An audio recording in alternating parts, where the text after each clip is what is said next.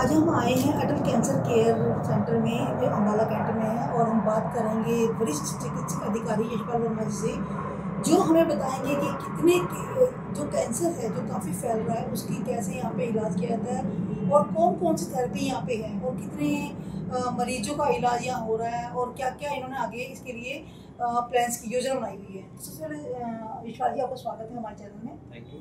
यशपाल जी पहले ये बताइए कि जो कैंसर की बीमारी काफ़ी फैल रही है लोगों में, किस तरह से आप इसको अभियान या प्रचार से लोग बता रहे हैं सर? पिछले लगभग 2 दशक में ऐसा हुआ है कि जो कम्युनिकेबल डिजीज़ है उसका ग्राफ गिरा है और नॉन कम्युनिकेबल डिजीज़ है जिसमें कैंसर भी आता है, ऐसी बीमारियां पिछले दशकों में बढ़ी हैं। इसका मुख्य कारण है हमारी जीवन शैली और जो रिलेटिव टर्म में अगर बात करें तो जो कम्युनिकेबल डिजीज़ कम नज़र आएंगी तो नॉन कम्युनिकेबल डिजीज़ ज़्यादा नज़र आती है।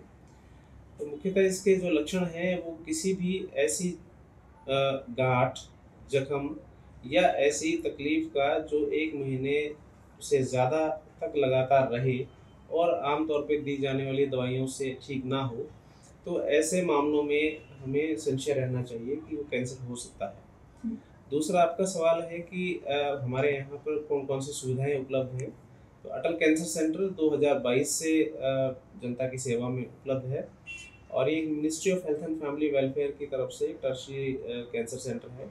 यहाँ पर कीमोथेरेपी, रेडियोथेरेपी और जो कैंसर सर्जरी है, पैलिएटिव ट्रीटमेंट है, वो सारी चीज़ें यहाँ पर उपलब्ध हैं।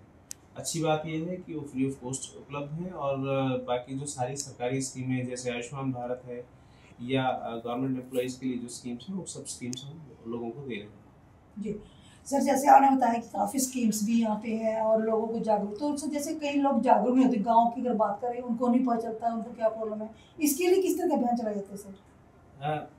क्योंकि ये तो टर्शियरी लेवल कैंसर इंस्टीट्यूट है, लेकिन फिर भी हम जो हमारे पेरिफेरल इंस्टीट्यूट हैं या डिस्ट्रिक्ट नॉन कम्युनिकेबल डिजीज़ जो सेल है, एनसीडी सेल बोलते हैं, उसके माध्यम से हम जागरूकता अभियान करवाते हैं हेल्थ डिपार्टमेंट, और उसमें हमारा योगदान जहाँ कहीं भी रहता है, हमें जहाँ कहीं भी बुलाया जाता है, हम डेफिनेटली लोगों को में अवेयरनेस के लिए हम जाते हैं।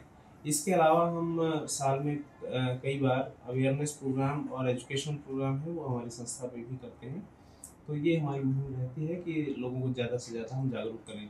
इसके अतिरिक्त जो हमारे यहाँ पे आने वाले मरीज़ हैं और उनके जो तीमारदार हैं, उनको भी हम एजुकेट करके यहाँ से भेजते हैं। जी तो सर ये बात हुई कैंसर की कि किस तरह से आप बचाव कर रहे हैं, लोगों को जागरूक कर रहे हैं।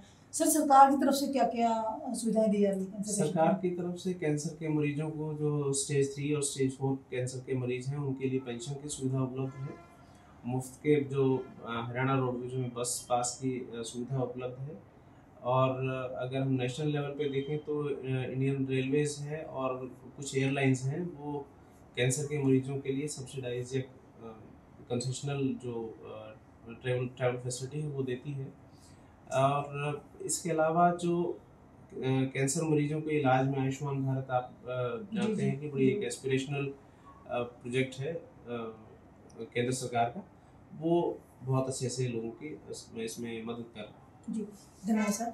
तो ये थे हमारे से यशपाल वर्मा जी, जिन्होंने बताया कि किस तरह से बचाव कर रहे हैं और किस तरह से लोगों को जागरूक कर रहे हैं कैंसर के प्रति, ताकि लोग अपने स्वास्थ्य का ध्यान रख सकें और ज़्यादा से ज़्यादा लोग यहाँ पर आकर अपना जांच कराएं और जो कैंसर रूपी बीमारी है उससे अपन हम जल्दी लाएँ।